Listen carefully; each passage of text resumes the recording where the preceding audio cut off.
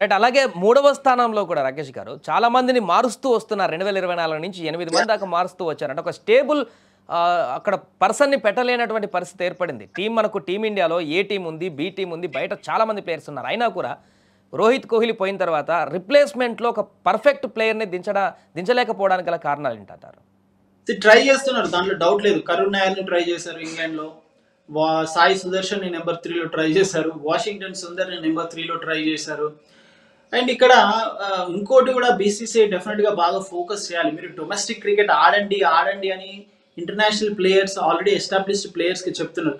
But domestic క్రికెట్లో number 3, number 4, number 5, number 6లో ఆడుతున్న ప్లేయర్స్లో మీరు ఎంతమందికి అవకాశాలు ఇస్తున్నారు? ఇండియా ఏ టీంతో టూర్ చేసిన ప్లేయర్స్లో మీరు ఇండియన్ టీంలో ఎంతమందికి ఛాన్స్ ఇస్తున్నారు? అభిమన్యు ఈశ్వరన్ నాకు తెలిసి గత 5-6 సంవత్సరాల నుంచి టీమిండియాతో ట్రావెల్ చేస్తున్నాడు, కానీ ఒక్కసారి కూడా తనకు మ్యాచ్ ఆడే అవకాశం లభించలేదు.